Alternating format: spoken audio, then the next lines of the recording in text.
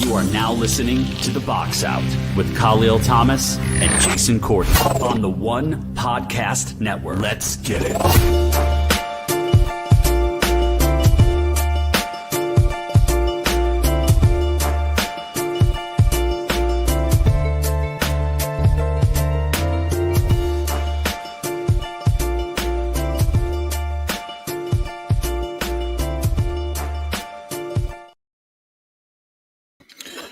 From NJ to BK in the world, this is The Box Out here on the One Podcast Network. My name is Kahlil Thomas.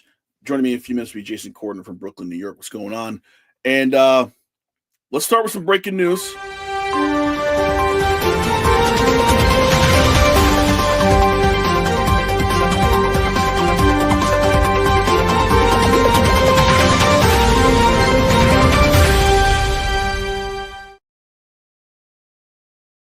Tonight's breaking news.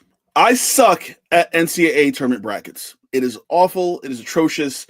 I have a bracket I filled out with Jason on Selection Sunday, and needless to say, it is complete garbage at this point of the tournament right now. Men's and women's. Women's, I tried to go against the grain and pick some upsets and pick some specialty games. Totally went against that in the women's bracket. Men's bracket, same thing. You know, Yale, Utah State. I don't know what the hell I was doing. VCU over BYU. It then I picked, and I know Bruce. How you doing, Dad? I picked St. John's to win it all. I went with my heart. And I was big on them getting the 2 seed and saying, okay, St. John's got the 2 seed. It's going to help them out. That would avoid them facing Florida until the Elite Eight. The path they would have been Arkansas. I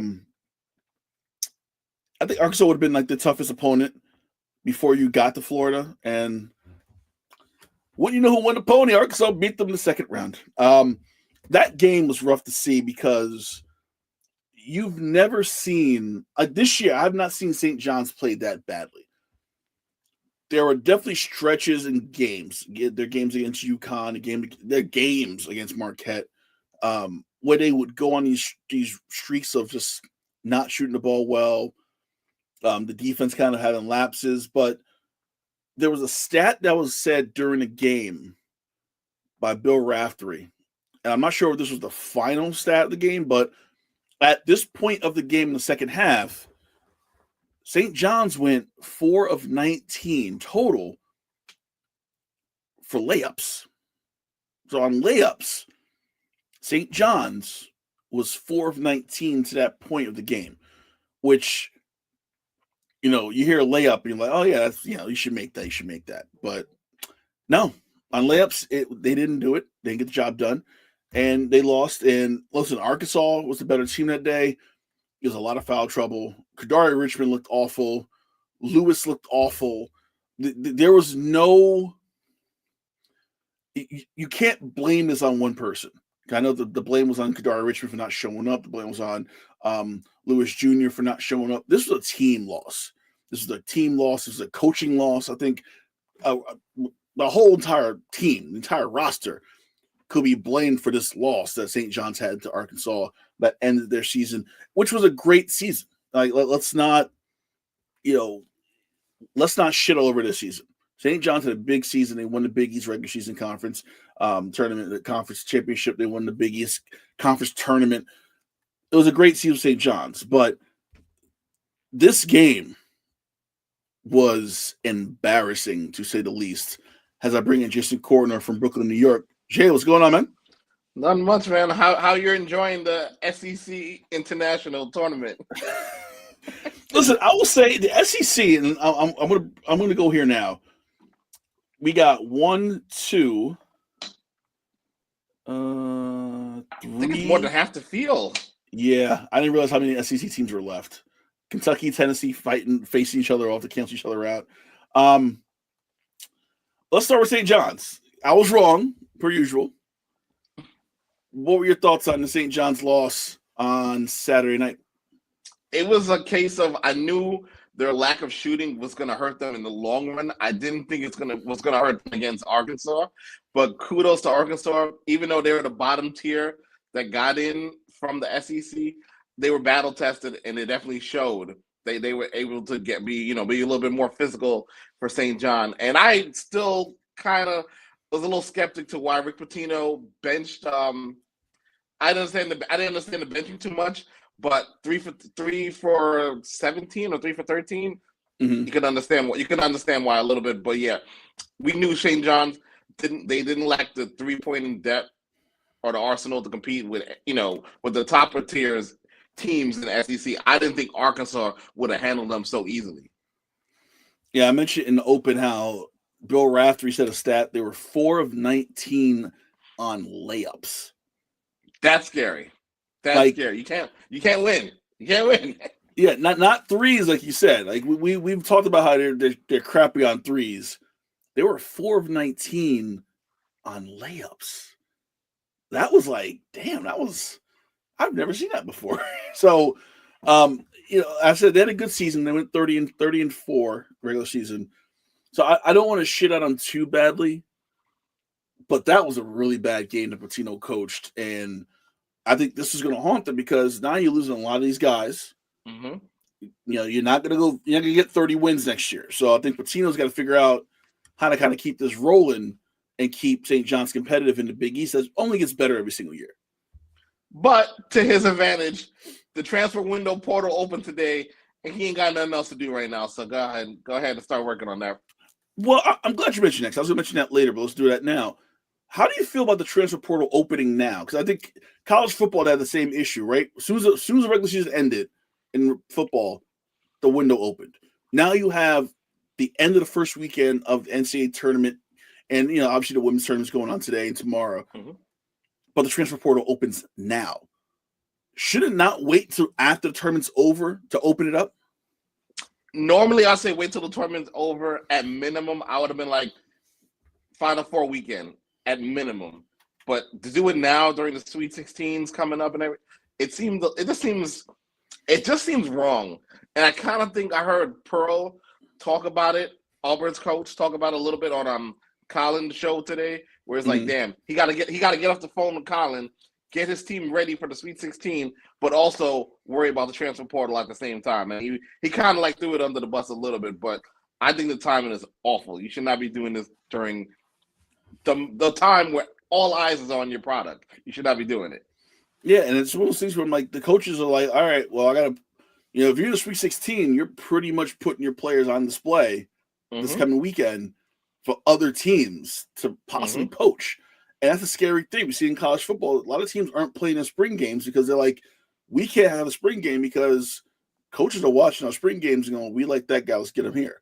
And guys can transfer. So I feel like the NIL thing's kind of being figured out and the revenue sharing being kind of ironed out. I think the transfer portal has to be the next thing. And you have to have like 2 windows. And that's really it. You can't have any more than 2 windows. Yep, I agree. So right now, our Sweet 16 set. We're going to go through each matchup. Auburn, Michigan on the 28th, which is on Friday. I'm getting my dates all mixed up. On Friday. Mm-hmm. Also, Ole Miss, Michigan State. In this bracket, in the Southern bracket, Michigan State scares me because it's a team that no one kind of saw coming. Everyone knew like this was an Izzo team, hard nosed, tough. You play in the Big Ten, so you play a lot of tough games. I think the Ole Miss matchup is detrimental to Ole Miss. I could see Michigan State pulling this game out. What do you think about Michigan State, Ole Miss? I could definitely see them pulling this out. I think it'll be a little tough enough, but like you said, I think they're battle tested. And if there's anyone I trust coaching going forward, it's also that guy. So I think he will find a way to pull it out. I think we start seeing. Well, definitely going to see a few SEC teams get knocked out in this round, but I think this one is definitely one to look out for. Speaking of SEC, we got Auburn, Michigan. It's the late game on Friday in the South. Listen, Auburn, they advanced. They didn't look great against Creighton. Michigan, coming off a Big Ten tournament championship. They played really well against Texas A&M. almost lost to UC San Diego, which is like a tale of two games. Against San Diego, Michigan was struggling. Against Texas A&M, they kind of had their best game. Mm-hmm. Which Michigan do you see coming out of here? Do you see the UC San Diego first round, or do you see the Michigan second round against Texas A&M? I think we see the second Texas A&M. I think they understand what's at stake here, and they have a legit shot. If they have a legit shot at the upset, but they got to be clicking on all cylinders. They can't have a St. John's-esque kind of game. All right, now we go to the West, where St. John's was. Pour one out for them. Florida, Maryland, and obviously we gotta shout out Bruce. UF win this thing. This is one. So I had a long weekend of partying for my birthday. As you should. But I also did not want to do a show yesterday because I'm like, all right, I'm still a little hungover for Friday night. It's Sunday, and I'm like, Bruce is going to be unbearable now that I picked against his Florida Gators in the end. I mean, they barely got out. They barely outlasted the reigning defending champs, but they won the game. They prevailed. I think, and a lot of people starting to think this too. I think that was their early. They survived the haymaker. I think they will coast towards the Final Four after this. So, thank you, Bruce. Thank you. Wishing you a birthday. Speaking of two-time defending champion UConn, Dan Hurley. Dan Hurley. I don't know why I get Danny and Bobby confused. All the time. Same here. They're both very annoying coaches, but I get them confused constantly. As he was coming off the floor, he yelled something saying that, hope you don't get fucked over like we did. Did UConn really get screwed against Florida? Because I really don't see what he's talking about with getting screwed over. I don't know if he's talking about the game or the seeding. That's what I was having a hard time trying to understand. But the 8th seed was generous because UConn is not an 8th seed at all. I would have put them in that 11 first four game, really, because that's how they played this season. They played like a first four team, not an 8th seed. And that's saying something when you're saying, man, they didn't deserve an 8. They should have got an 11. Like, that's saying something. So I thought he was talking about the refs, which he always complains about the refs. But I didn't think about the seeding. I don't think it was. I don't think the game was called to deter any direction. I thought he was complaining about the seeding because he kind of knew they were in over their heads against Florida. They hanged in there tough, but he knew they was in over their head. All right, so we got Florida, Maryland on Thursday night. I think because St. John's lost in this, I'm going to be very, very biased. I think Florida has a clear path to the Final Four. Do you agree? Oh, absolutely. I thought they kind of had it even with St. John there. I thought well, you did. I'm the only dumbass who picked St. John's to win the whole goddamn tournament. So the winner of that game would face Texas Tech, Arkansas, a 10 seed. Calipari knows what he's doing. I really, really hate saying it. It pained me. I would prefer St. John's to lose to the Baylor team with Dave Bliss when Brian Denny got murdered. Oh, damn. Then lose to John Calipari. Like, I'd rather lose to that scandal-ridden team with a coach accusing a player of being a drug dealer in the middle of him getting murdered. Then lose to John Calipari. This is the most humbling I've seen Calipari talk ever. Have you seen his Vice show, by the way? No, I haven't seen it. I have to look. I haven't seen that or Red Storm Rising, and I'm curious because the clip for Red Storm Rising was Patino's going off on his players, and I think the 2 minutes I saw of the Arkansas one was Calipari just not yelling and calmly just pacing the sideline. And I'm like, what happened? what happened there?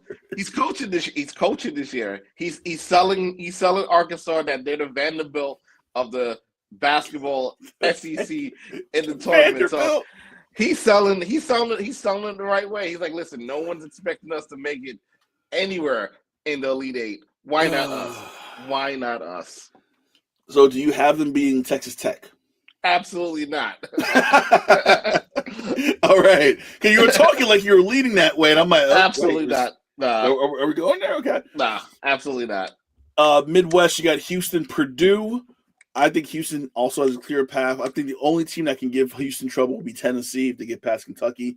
So I foresee a Houston Tennessee matchup, Elite yeah. Eight.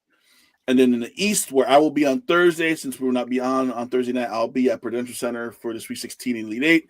We got Duke, Arizona, BYU, Alabama. Had a long conversation with my brother-in-law about BYU and Mormons the other day. So that's where my head's at. Not so much the basketball team, but just Mormonism and how that works. I'm still trying to figure them out. Kind of like Scientology. I figured since you're going to be at Prudential, you're going to get a first-hand look at the projected number 1 draft pick, possible 4th and 6th draft pick. I think Duke clearly is going to have 3 of the top 6 picks in this upcoming draft. And I think Duke's on a clear path of domination that they'll lay the smack down to any team that stands through. I think they're above everyone else in the tournament for the first 2 games played. I think they look the best. Yeah, I think Arizona's a done deal. Alabama will give them fits because Alabama defensively is one of the best defensive teams in the country. So I think if Alabama gets past BYU and Duke takes care of Arizona, which I assume they would, I think Alabama could be a really good game. Duke will pull it out. Duke's your pick. Duke is your pick. So you're staying with Duke. I'm curious about Prudential. Duke draws. Duke travels very, very well. BYU, they travel pretty well too. So I'm curious to see the breakdown of the crowd on Thursday and see, how does Alabama travel? Because it's not football, it's basketball. So are they going to travel up to New Jersey?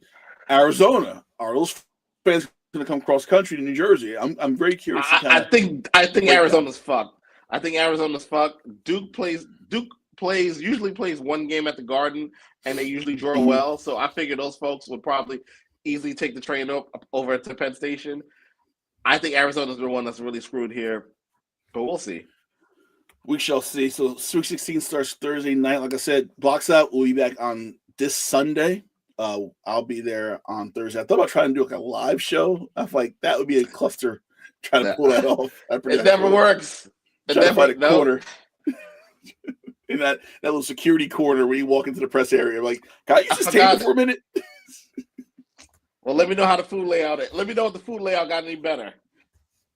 Listen, if they give me chicken fingers on Thursday, I'd be really pissed off. I'm just saying. Because Seton Hall, and I think I told this story before. I'm not sure here, but I did a double header at Prudential. I did the Devils in the early afternoon, like noon, and I did Seton Hall like 7:30. Devils, that was a long day. Devils had like ziti, meatballs, some garlic bread, salad, a whole bunch of cookies. Pretty much the Pepsi container thing was full. I'm like, oh, okay, this is cool. It's gonna be a good day. Devils game's over. I leave. I come back for Seton Hall at night. Chicken fingers and fries, and like a smattering of cookies. That Gary Cohen, Mets announcer, Seton Hall announcer, literally, I would say 30 seconds after he cuts the break for halftime, he has to run to the back and take cookies. Because I see him with like 10 cookies.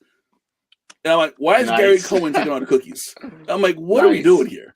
Like, he must have said, Seton Hall basketball, WNBA, and got cookies. Because they're all half gone. And he came back and he had a napkin full of cookies. And I was very pissed off about that. He knew the assignment. He knew what he had to do. those Prudential cookies are no joke. I'm just putting it out there. I would put those cookies up against the Garden, Barclays, even spring training. Even spring training cookies. Oh, wow. Down in Port St. Lucie and Sarasota, I'll put them up with any cookie at any venue in at least the northeast / southeast part of the country. Nice.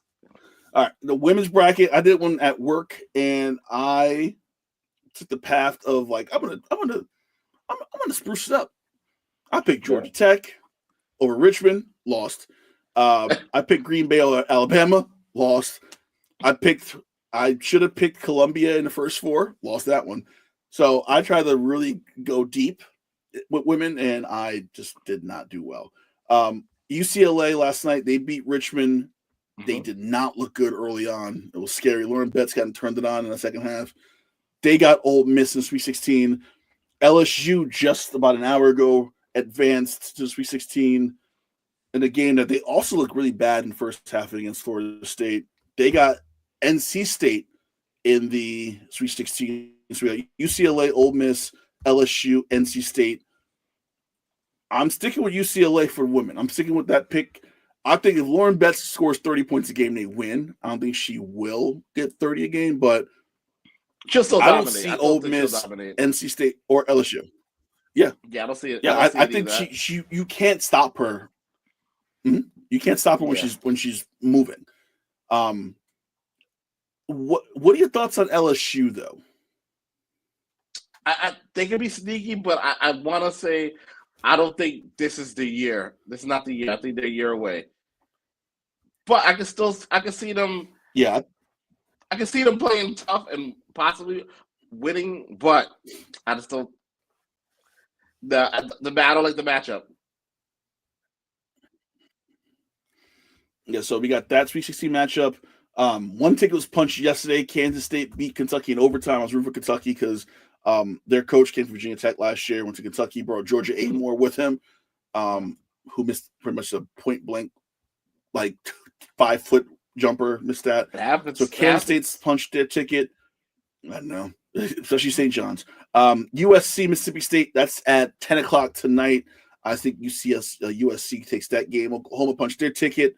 They're waiting for the winner of South Dakota State, UConn, which is on right now. UConn's on by 4 early on, towards the end of the first quarter. So UConn, who Bruce said is winning it in the chat, I'm going to put this up so everyone can see it. Oh, man. UConn winning this, and they're losing to South Dakota State right now. I think we're smack dab into a UCLA USC Final Four rematch for the third time this year. Because I really think, I think so. And I think Juju hurt her hand the other night. And I think that could be an issue if the hand or the pinky or something was off. She kept shaking that hand. So if she really hurt her hand, that could be a problem. But if all is well, I definitely see UCLA USC just streaking to the Final Four with these. I don't see why it wouldn't be that, but we'll see what happens. We'll see what kind of monkey wrench that UConn can throw. I think UConn's going to have a hard time in this game. I think they'll win, but I think it'll be competitive throughout. Yep, down by 3 with 1:57 left in the first quarter. Texas, Tennessee, those tickets are punched in the Birmingham Regional 3. We also have Notre Dame, TCU. So you have TCU and Haley Van Lith, who feels like she's been in school for like 10 years, apparently. She's been to like 4 schools in 6 years against Notre Dame. I got Texas in this bracket. I think Notre Dame's really good if everything is clicking. If Coach Ivy has everything running and Hannah Hidalgo is playing really well, their win. If things get a little haywire, and you saw against Duke a couple times this year and against North Carolina, it gets off the rails. I think against Texas, who I think I saw them at the Coretta Scott King Classic here in Jersey. Okay. Texas is a scary team. They have size. They have shooting. Booker, who has the number 35, looks and plays like Kevin Durant. It is fucking scary. It is scary. Like her mannerisms is of Kevin Durant in Texas. It's like insane how it just. And somebody mentioned to me in press row, like, that looks like Kevin Durant. I'm like, I know. So, Texas or Notre Dame? I think that's the question for this region right here. Who do you got? I think I like Texas, like you said, because of their size. And then you have in the other Birmingham regional, South Carolina, Maryland. Maryland won in double overtime today, so they advanced to take on South Carolina, who struggled against Indiana yesterday. So that should be interesting to see how they kind of work out. You have Duke going to Sweet 16, and they're waiting for the winner of West Virginia and North Carolina, which is happening right now.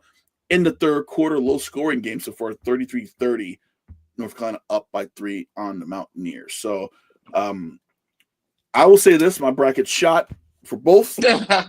I'm just watching for fun, and may the best team win. There you go. That is not St. John's. I want to go to NBA, but before that, we had a report about Will Wade, who was the coach of McNeese State. He took the NC State job from Kevin Keatts. Kevin Keatts took NC State to the Final Four last year. Out of nowhere, gets fired a year later. Texas also fired their coach, Rodney Terry, hired Archie Miller from Xavier, who used to coach Arizona, and DeAndre Ayton, who was wrapped up in that whole Adidas scandal thing. So we have 2 black coaches replaced by 2 white coaches. I almost feel like, and I put this on X and I put this on Blue Sky yesterday, it feels like a Charlie Strong Texas situation in football from years ago. Texas did not really want to keep Rodney Terry. He was interim. They didn't want him. I think they really didn't want him to stay on.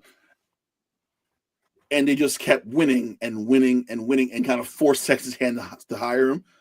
But they really didn't want him. Kevin Keatts took a team to the Final Four last year and got fired this year from having a bad year. Is this a bad look for college athletics when you have these schools with these African-American coaches, and I'm going to come out and just say it, they don't have a lot of leeway when it comes to bad seasons, when it comes to a struggling year. They get one and they're out. I think it's a combination. It's definitely I'm leaning towards what you're saying, but I also want to put the notion that it could be that these schools are like, hey, these guys are not going to be equipped to get us NIL deals. So now they want to put in, not say DI hire, but now they want to put someone who they think will be more suitable for the role that can help us get some more blue chippers into the program. Especially Texas, it makes sense in Austin. You probably want someone who's familiar, more seasoned, whether it's white or black. You probably want someone that's more seasoned in that role. But NC State, I thought that was this much of a disservice, considering they were probably the last Cinderella that we're going to have going forward in the tournament. Like they made it to the Final Four last year. No one saw them coming out. No one saw them coming. And now you fire him a year later, where the program was supposed to rally behind the coach. That to me sounds foul. That seems unfair. Well, I also think Texas basketball, I think they think they're better than what they are. Good. Is Texas is Longhorn basketball this power? No. Okay. Texas football hasn't been a power in 10 years until this year. Right. Charlie Strong came in and didn't get any support from the beginning, and he eventually got let go pretty quickly. Rodney Terry, players love him. He coached really well. I think Texas is not a destination for basketball. I think for women's basketball, yes, because Coach Vic down there is doing his thing down there for the women's side. For the men's side, who's playing in Texas? Who wants to go play for Texas when you can go play for Cal in Arkansas, in Alabama? You could play for it. I'm losing Ole Miss. I'm not sure if they're better than TCU.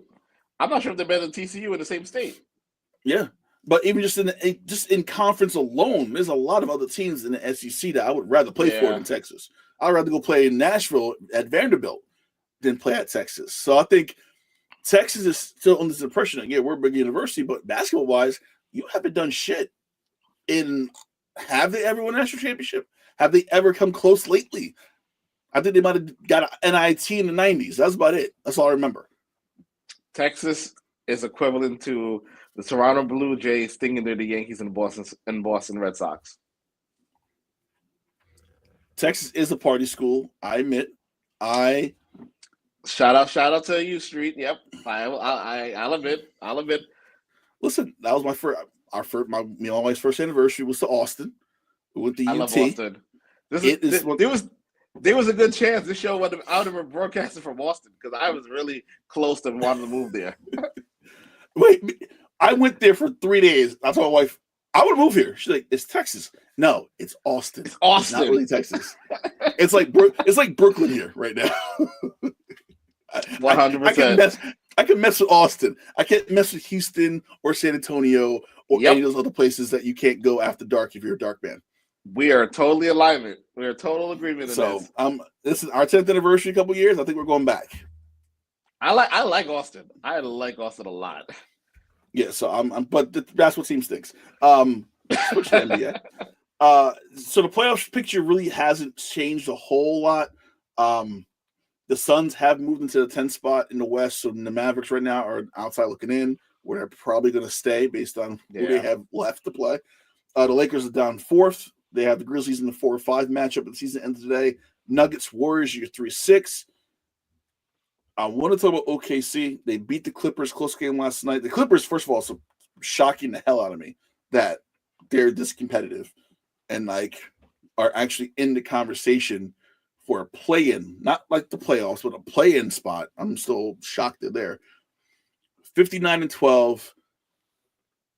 I think the conversation between Cleveland and OKC has Cleveland OKC, kind of. Well, I think OKC has secured the number 1 seed. I think Cleveland's kind of they're in a little crisis a little bit. Yeah, I'm. You look at OKC, and I don't really see an issue with this team.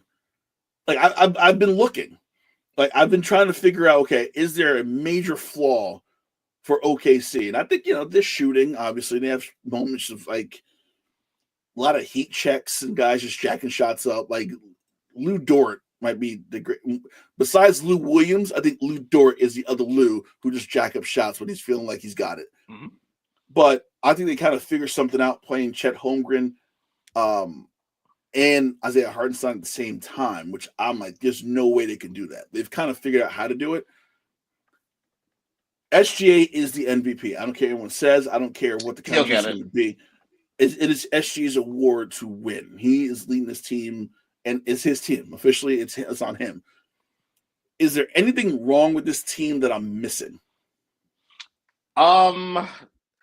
It's to me, there's nothing wrong with the team. I think there's only one team in the West that could beat them, and I think that's the Lakers. I think it would have to be a vet. There's 2 teams in the league that could beat OKC. It's the Lakers and Celtics. I think you need to be a veteran, tough-minded team, well coached. That's gonna have to work out, hustle these young guys.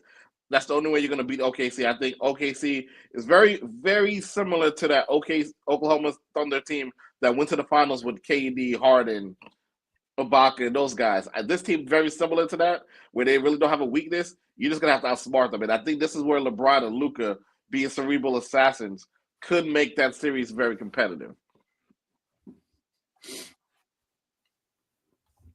So Isaiah Hartenstein averaging 11 rebounds a game. Chet Holmgren 15 and 8. SGA 32 points a game. What I will say, which is actually pretty shocking, I didn't understand how important Caruso would be for them. I think I've always kind of underestimated him. And Hartenstein, you think you yeah, but I think.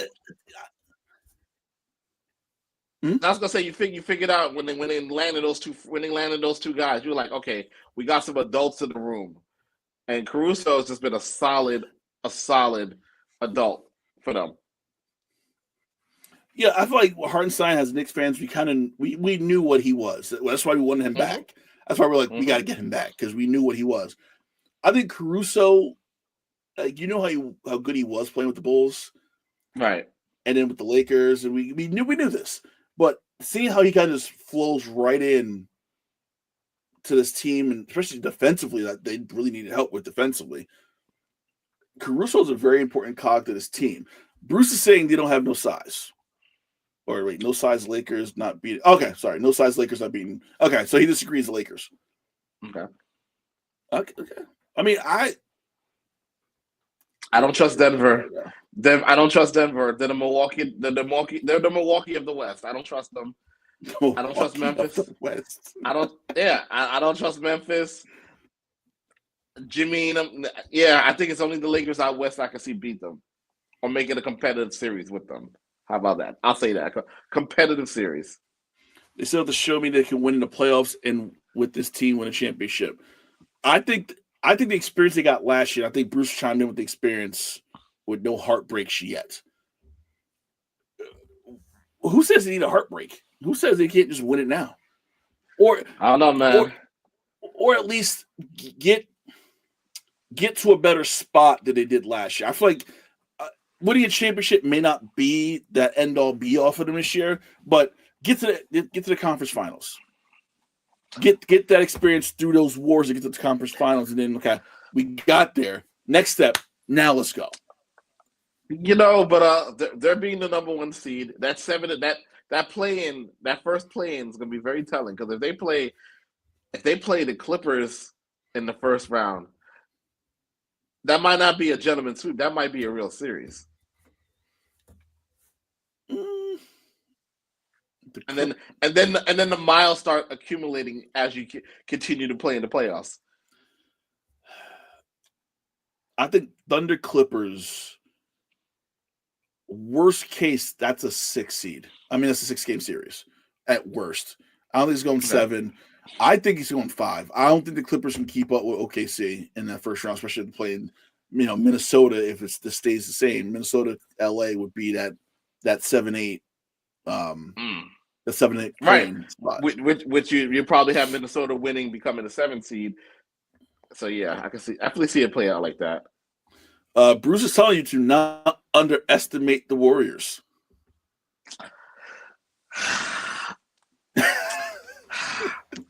Unless Draymond's gonna do a PJ Brown and get somebody suspended, I think they'll watch the Warriors. I don't know. Listen, obviously, Steph is hurt, so I think that's a whole nother issue they got to deal with right now. Mm-hmm. But something about Jimmy added something to that team. I don't know what it was. I don't know. Jimmy did something to that team that just clicked instantly. And I don't think that's something you can kind of get rid of and just based on time, it'll go away from. Jimmy bought that Draymond with Clay 4 years ago shooting to the team. That's what it was. I can't. Well, okay. I have to preface this with this comment from John Thomas, my father. My father is a huge Warriors fan, so he might be a little biased here because he's a Knicks fan, but he follows the Warriors very, very hard. So I have to kind of put him on blast and go, let's take what he says with a grain of salt here. Because my father really likes the Golden State Warriors. He talks about them all the time. So let's take that for what it is. Because he yelled at me last week for cursing, so I'm getting him back for that one. So there was a story on ESPN that I bumped into about 10 minutes before you got on. I want to talk to you about, and how there was a game, and I want to get the exact game right. On March 14th, 10 days ago, Utah played Toronto. Lauri Markkanen was in the lineup, but in the fourth quarter, Markkanen sat, Barnes sat, RJ Barrett sat, Quickly sat. With the game on the line, the teams finished with a combined 5 rookies on the court and just one player averaging double-figure scoring this season. This is a story about tanking. That was so. At this point, we're getting to that conversation stage of hey, who's actually tanking for Cooper Flag? It is now the Cooper Flag sweepstakes. Who's going to do the worst to get Cooper Flag? Can the NBA stop tanking? I think that's the big question right now. Can I stop it? And to be fair, a lot of teams are waiting until they know, all right, we ain't got a crapshoot to make the playoffs to start tanking. So it's not like the 76ers started tanking in November, December. They started tanking the moment things really they couldn't recover. They couldn't make a play-in seed. So I think things like that, you just can't stop it. I think they got to do something with the lottery balls because it'll be unfair if if Washington or Charlotte does not get the number 1 pick because they've been god-awful. Charlotte a little bit better down the stretch, but Washington's been god-awful. If they don't get the number 1 pick and slide down to 8th or 9th, that'll be a disservicement. But however, if a team like the Nets get that first pick, and I think with Cooper Flag, you got to watch where he lands because he's the great white hope. He's actually pretty good, and you can see him being a eventual face that they try to prop up, considering there's not that many American-born athletes under 25 that they really want to prop up. So I don't see him going to Charlotte. I don't see him going to Washington. I kind of see him sneaking off to Chicago, Brooklyn, San Antonio. I I feel like a fix might be in here. So there's a couple of solutions that was mentioned in the article. First one, flatten the lottery odds. So they've done that. They've done that a couple times already, where it's not so top heavy, where the worst record gets the best odds. Flatten them out where maybe it's not completely across the board even, but it's not as overwhelmingly for that first, second, and third those teams to get those higher, those higher odds. The other one is count wins instead of losses after the All-Star break. Under current system, teams at the bottom are rewarded for losing as many games as possible during the final 2 months of the season. What if that concept was turned on its head and they count wins? That would never pass. Remove pick protections, which I'm very curious about, because at the end of the day, all these draft picks, especially with the Knicks draft picks, because you go through the Knicks draft picks and everything's protected. Everything's top, 1 through 10, 1 through 15, 1 through 3 protected. This article saying get rid of them. So there are no longer pick protections. If you trade a first-round pick, it's your first-round pick. Doesn't matter where the balls fall, that's your pick. Do you think that will discourage some teams from tanking? That would discourage some teams from tanking, but I don't know. I don't know if that'll be fair to the fan bases of those teams. Okay. Have lottery odds determined by how those teams fare against each other during the regular season. Nah, I can't do that. Poor Washington wouldn't get anybody. No, they really wouldn't. And then number 5, enforce the current rules and just say, hey, stop tanking. That's the last option. I don't think that's working either. So that's a dumb reason. But there's no way to stop it. Like, teams are gonna tank and try to get the best player possible and put all their eggs into that one basket. I don't see how you can cut tanking out. I don't think you can cut out. I think the best formula for it is just give the 5 worst teams all equal odds, and everyone else has a little less percentage. That's it. It's a crapshoot. It's a lottery. I'm curious about the lottery this year and how the Sixers fare, because the Sixers end up with the number 1 pick. I'm going to lose my shit. I think a lot of people would lose their shit. So I'm not happy. WNBA released their TV schedule for ESPN. ESPN and ABC will broadcast 26 WNBA games this season, including 10 for the Indiana Fever and 9 for the Liberty, along with 8 for the Aces. 13 of the games will be on ABC, including the All-Star game on July 19th. ESPN and ABC will also air the entire postseason, which is expanded with a best-of-7 series for the finals. The regular season is also expanded to 44 games. I saw the number of games ESPN and ABC had, and I'm like, that's a low number. But I forget they're on ION, Amazon, CBS Sports Network, and NBA TV. So I'm like, oh shit, I forgot they're spread out. So ESPN's getting whatever. But of those 26 games, you got 10 for the Fever. Is the WNBA still kind of leaning too heavy on Caitlin Clark? Because I feel like you gave Indiana 10 games out of the 26. I think, to be fair, they have to a little bit, because I feel like the Liberty should have got more, but I understand you're going with the Fever.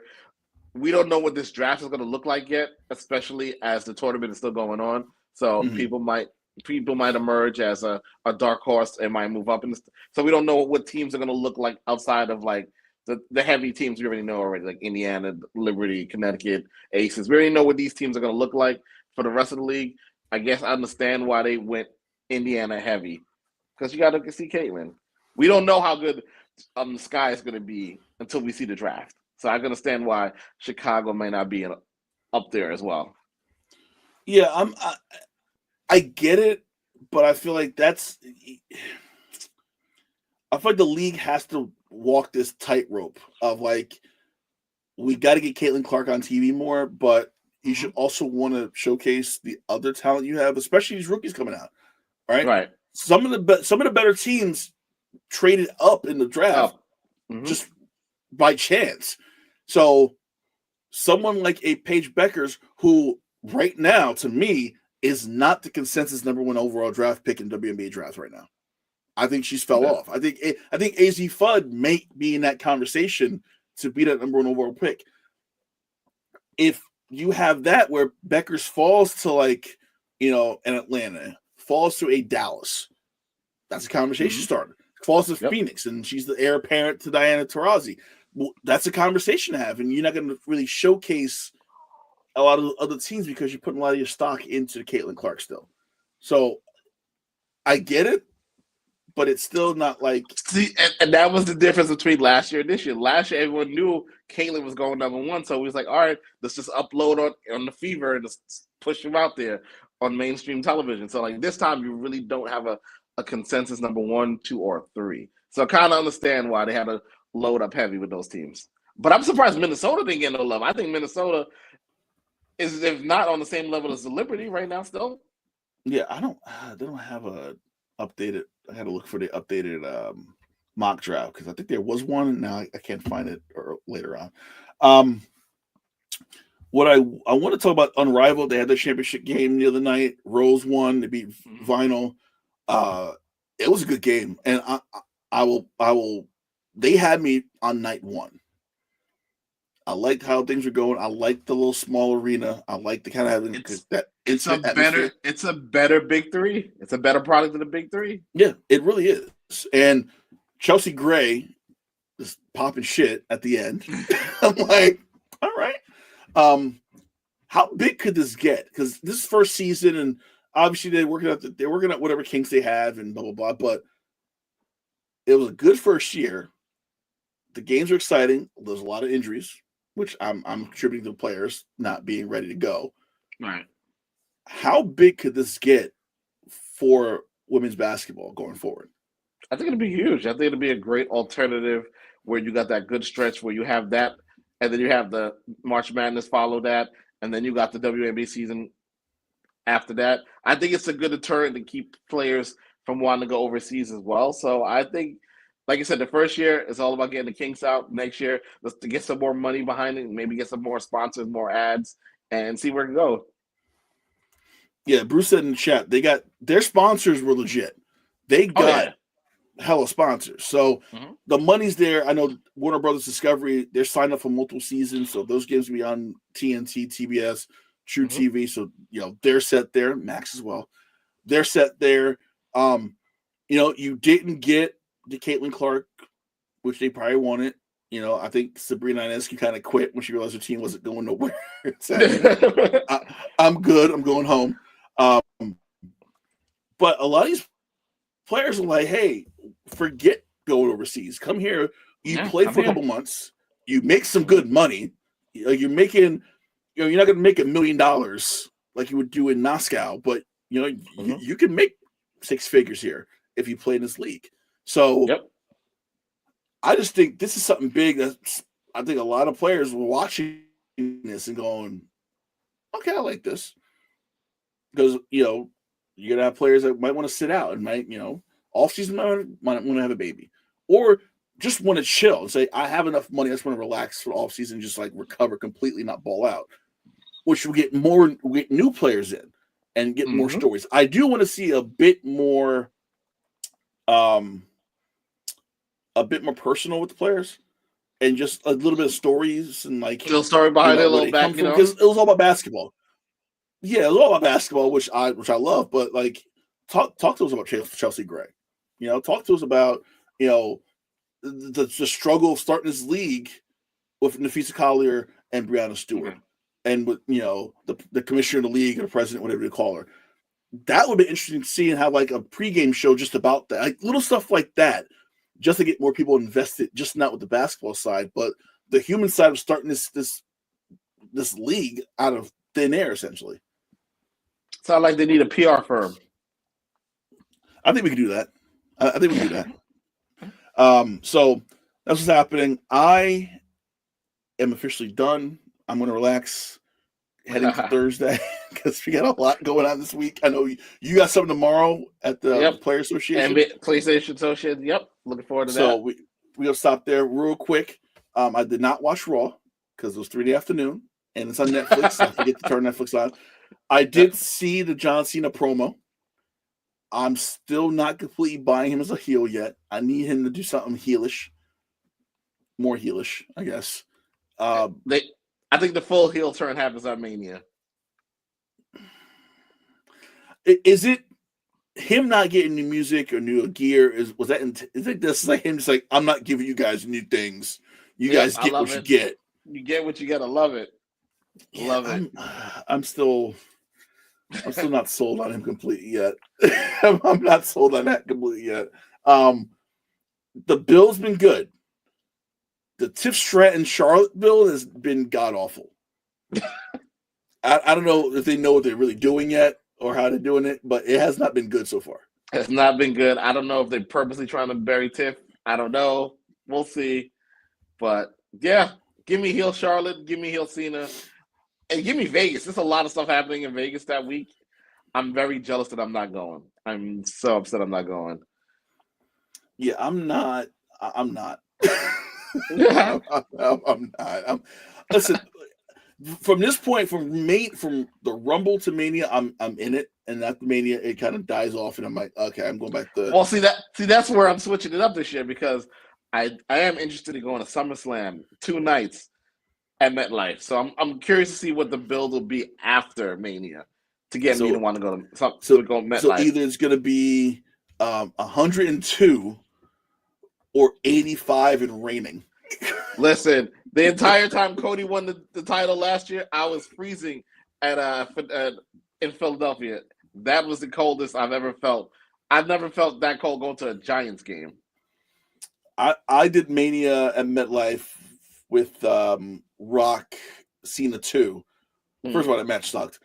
It was raining. It was cold, and I swore to myself I would never do another Mania at MetLife ever again. I'm tapped out, and that's why I'm doing SummerSlam. Yeah, still sketchy. Big announcement: we have a new show on the network. I figure I'm going to start it myself. The Resistance debuts Monday, April 21st, 8 p.m. Nice. Some liberal political news. I was looking for someone to do it with, and I'm like, you know what? Fuck it. Let's just start. Let's get the Resistance going. Let's get some opposition. This podcast is going to be all about what is happening, what's wrong with America, why Trump is ruining America. We're starting this up. I'll start alone. If anybody wants to join up on the Resistance, I'm all in. But Monday, April 21st, 8 p.m. starts the Resistance against a dictatorship and a king of the United States. So April 21st. Hopefully I'm here and not picked up and sent to El Salvador by April 21st. Hey, listen, if Stone Cold could give Trump a stunner and Linda McMahon a stunner and half his cabinet's a stunner, you'll be all right. I really hope so. I got 2 kids and shit. Chase is always a good show, bro. Likewise. So, as I said, we'll be back on Sunday because I will be at the Sweet 16 at Prudential on Thursday. So Sunday, we'll be back here on the One Podcast Network, armchairing every Wednesday night. I know there was some issues on Wednesday with Bruce's feed, the audio. So the show started. A lot of Bruce was talking. Bruce was chopping and going all in, but we couldn't hear him. But Bruce is always here every Wednesday, 8 p.m. And then we got the Resistance on April 21st. So we're ready to go. Big things happening here on the YouTube channel, as always. So for Jason Cordner, I'm Kahlil Thomas. Thank you so much for watching. Now live and the replay. We'll see you on Sunday. Wednesday first. Watch Wednesday with Bruce, and then we'll be back Sunday here on the Box Out. Peace. Peace.